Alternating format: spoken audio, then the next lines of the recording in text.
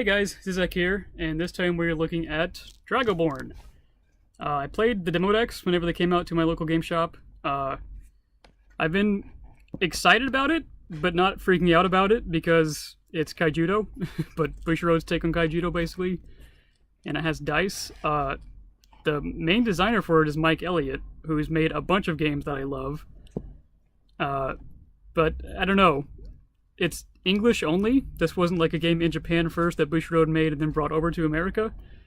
So, I don't know how I feel about it yet. We'll have to see how everything plays out with this first set that's coming out.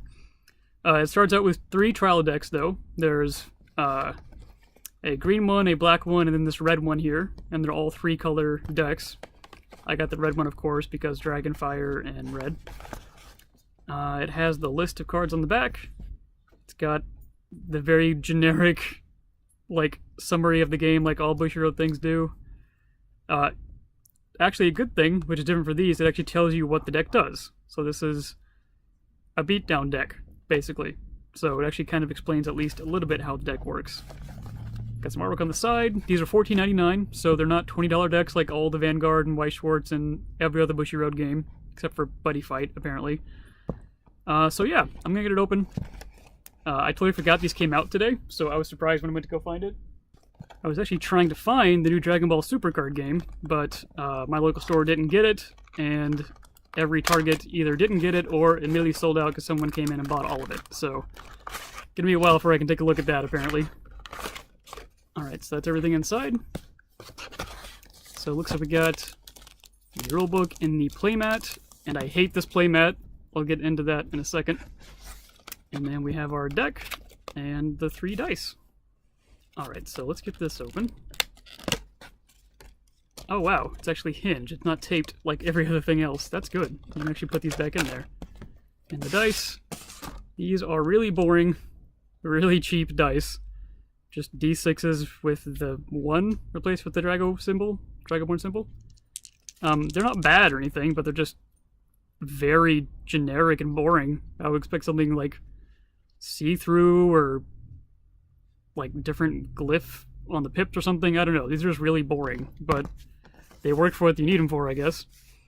So if we go into the deck, let's look at the rulebook really quick. This looks like the same one. Yeah, the same one that came in the demo decks. As far as I can tell, at least. There might be something a little bit different. But all the rules are on their website if you want to go check them out. It's a very, very, very simple game. Like I said, it's Kaijudo. It's Bushiroad's take on Kaijudo because everything has to be Kaijudo at this point, except Kaijudo. There's all the rule stuff on the back. It's pretty boring and basic. Like I said, you can see all this on their website. I'm gonna look at the playmat last because I hate this thing. So let's just look at the deck. It's got the little slip on it. It's 53 cards. It's a 50-card deck, but you have 3 banner cards, which are kind of like your flags from Buddy Fight. The backs are boring. There's no cool gloss like every other Bushiroad game, like Weiss Schwarz doesn't have it, but Buddy Fight does, Vanguard does, Luck and Logic did. It's just plain backing. This is like the main card of the deck, or the big boss card. It's foil at least, which is nice, but it's, again, pretty boring foil. It's, yeah, just very basic. It's foil.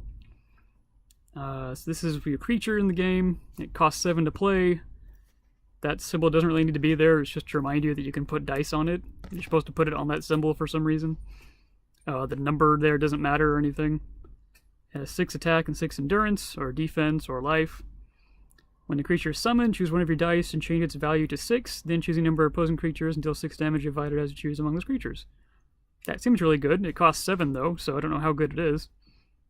And then that symbol means if it's Drago crossed with a red die, which means once you can either use your die as defenders or put them on your creature for a +1/+1, no matter what side it's on.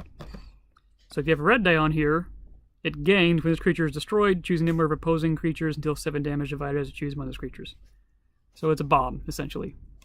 You get 2 of those. That's actually cool. Only one's foil, but you actually get 2 of the main cards, so you don't have to buy 4 decks. Oh, there's another foil. This is Thornback Walker. He has the Shield Blast, or Shield Break, whatever that term was, icon. It's called Fort Burst in this game, but it's whenever this is destroyed from your shield spot, you put it, you summon this creature, do what it says. But one's foil, so that's cool, you get 4 of them. Elven Fire Striker. Not foil, just a green card. So you get 2 of those. Prime Ape Javeliner. Javelineer. He throws javelins. That's what he does. Just a basic 4/5/4. Get 2 of those. Fleetwing Sprite. So it's kind of like a mana bird, essentially. It also has Fort Burst. Oh, it goes into your resource zone. That's kind of cool. 4 of those. Nature's Touch. These are the spell cards. They do what you think they do. This is an ambush card, though. This one's a little bit different. Sorry, the text is kind of hard to read. My camera does not want to focus on that for some reason. Ambush cards, you pay 2, put it face down.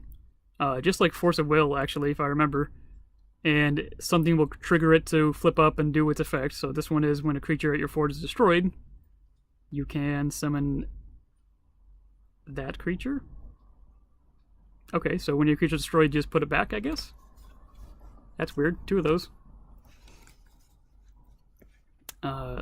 Leilania's Call? Alright.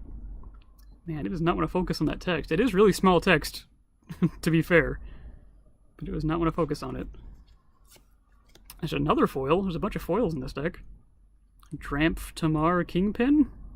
This is a blue card. Creature summon, choose 2 dice, exchange their values. That could be good.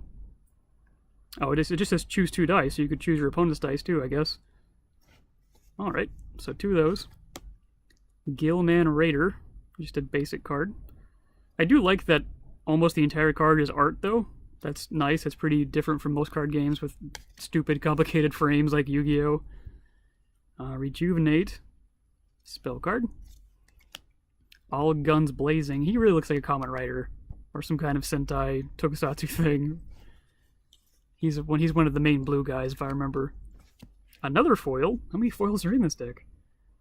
Stormfeather Screecher. It's a harpy. And this one actually has a green drag across symbol, so it only works if you're playing red and green at the same time. Just 2 of those. Another foil. Carefree Orc. Alright. 2 of those guys. Wandering Orc. That is just a man with a pig nose. You get 4 of those. Bone Club Giant. 4 of those guys. Hidden Blade. This is a Fort Burst creature that just lets you, whenever you get attacked, put it in play. Or if your shield gets attacked, you put it in play. Fort Burst, not ambush, whatever I'm saying. Another foil. How many foils is that? Highlands Rogue. All the art's gorgeous in this game, at least, by the way. It's very Western art, but that's what they were going for. They wanted to... This is like their Hearthstone Force of Will competitor game. That's really nice, though. Torch. This is like your fire spell, basically. Choose a creature, deal X damage to it, where X is the value of your red dice. Just 2 of those, though. And then we got the banner cards. So you start with 3 banners in play, and that determines the colors of your deck and what starting mana you have. So basically, this is a starting mana card. So you're going to have these 3 when you start the game out on the field, so you always have 3 mana to play, and you have 1 of each color. So it's pretty hard to get locked out of a color in this game. And then this guy is just at the back of the deck. I don't know what the deal is with that. Is it a promo?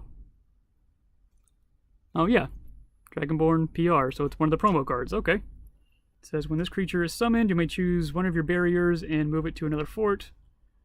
This creature is blue Dragoborne, choose opposing dice and exchange your values. Okay, so it does some stuff. Cool. So there is your deck. At least that deck. I'll have some videos out in a while of us playing. It's going to be a while before I can do that, though.